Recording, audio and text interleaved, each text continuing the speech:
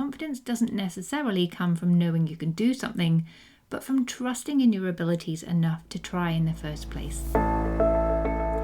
Hello and welcome to the Driven Female Entrepreneur Podcast. I'm your host, Melitta Campbell, award-winning business coach, value whisperer and founder of the Dream Clients Blueprint.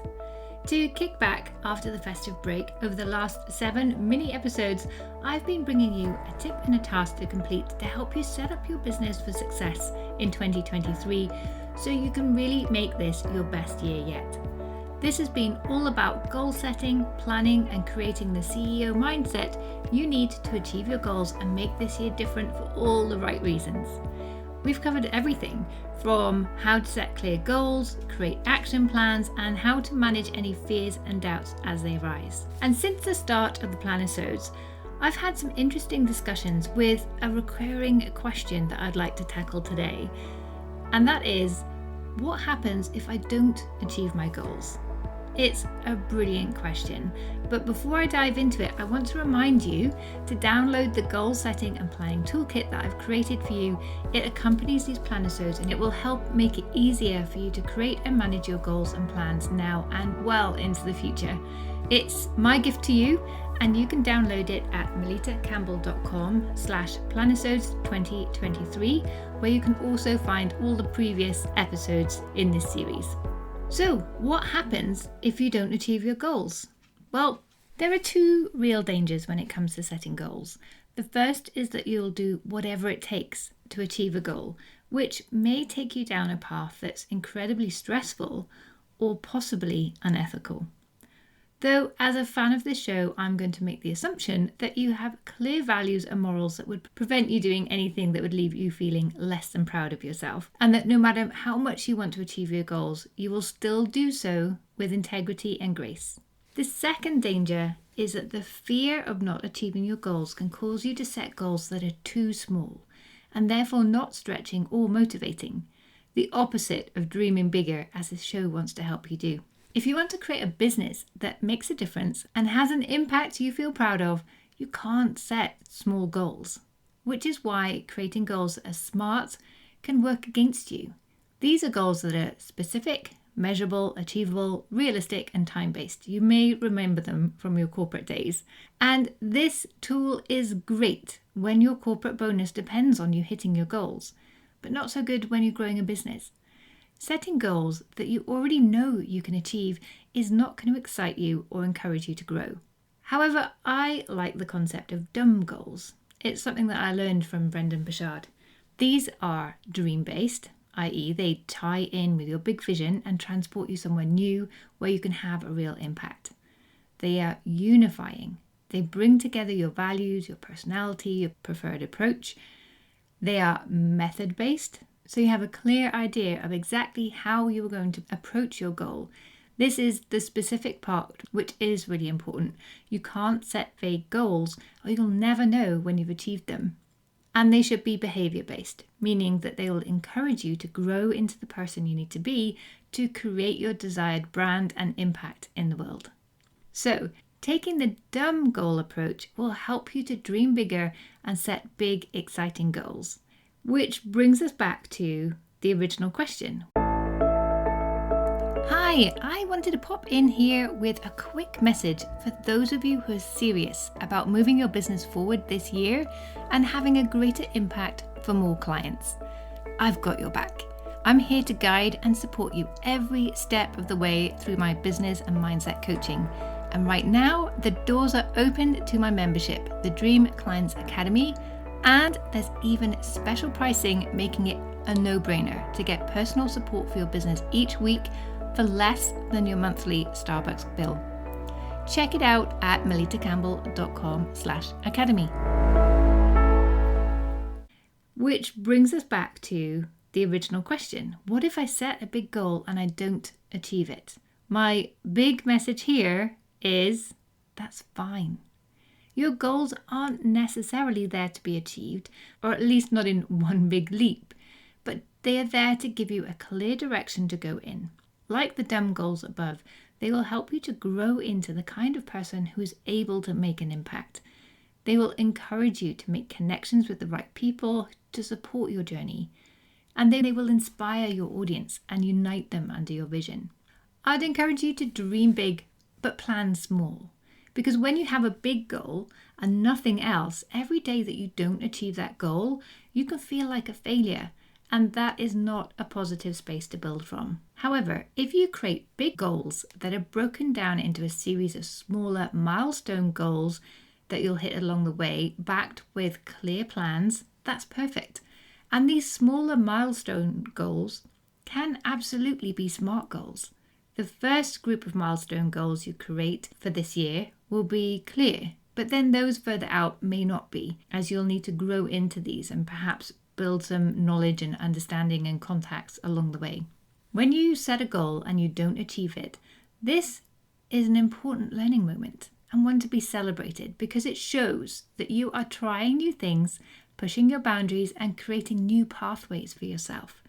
So lesson 1 is if you don't achieve your goal, don't beat yourself up about it or waste time feeling sorry for yourself or feeling stupid.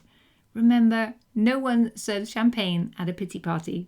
Instead, take a moment to recognize and celebrate your efforts and the fact that you tried something new and stretched yourself. Not many people are willing to do this, but you did.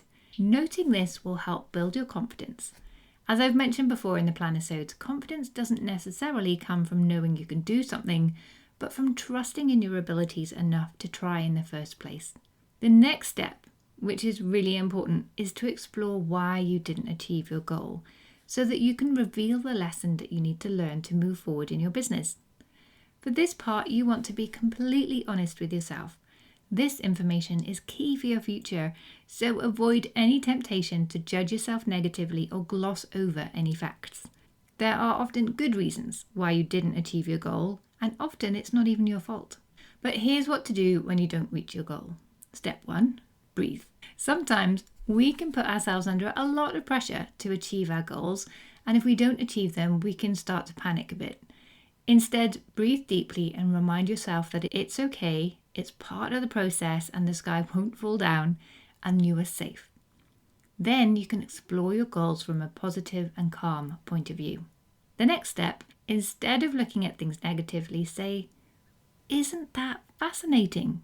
and explore what happened and find the learning point and any resulting actions. Maybe your goal was a stretch too far for the time frame you gave it, which is fine. Is the goal still a priority? Does it still align with everything you want to achieve? And if yes, then simply put the goal a bit further out and adjust your plans accordingly. Maybe your goal required some skill or knowledge that you were missing.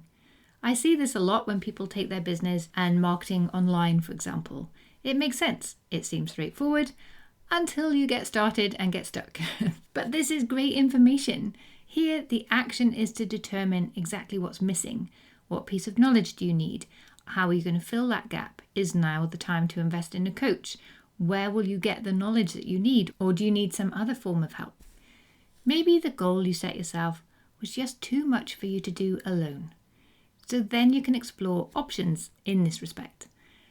Do you outsource, bring in a project partner, bring in a new employee, or upskill an existing team member perhaps? Maybe you didn't reach your goal because a better opportunity came along. In which case, do you still want to pursue the original goal, or maybe now it's irrelevant? Or perhaps you thought the goal that you were setting was a priority, but it turned out that it wasn't. You realized that it wasn't going to make the difference in your business that you hoped it would. So not going forward with that and wasting time and resources was a good thing. So you can chalk that failure up as a win.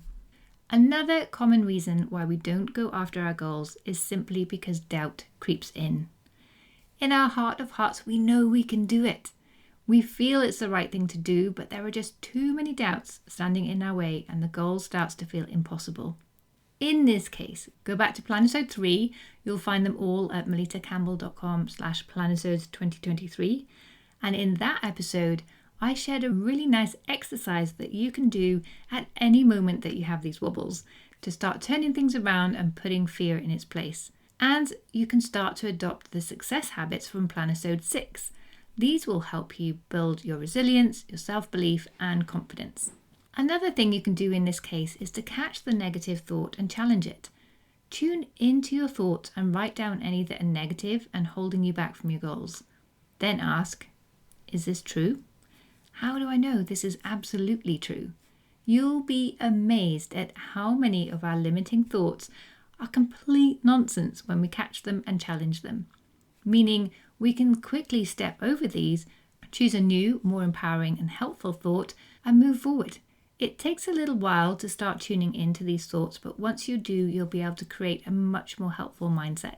There are so many more reasons why we might not achieve our goals.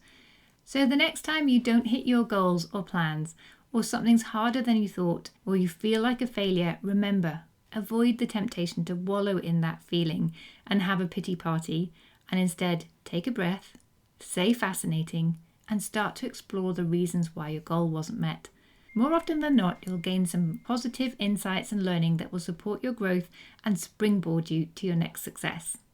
So how about this as a goal? Celebrating your failures as much as your successes in 2023. So let me know in the comments, has there been a goal that you've missed in the past? How did you tackle that? What did you learn? Let me know in the comments in the Driven Female Entrepreneur Facebook group, or drop me an email. I'd love to know. And as this was the last Planisode, let me know if you found this series helpful and what goals you'll be working towards this year, and how I can best help you move forward with ease, confidence and joy. And once more, if you haven't yet downloaded your goal setting and planning toolkit, do it now at melittacampbell.com/Planisodes 2023.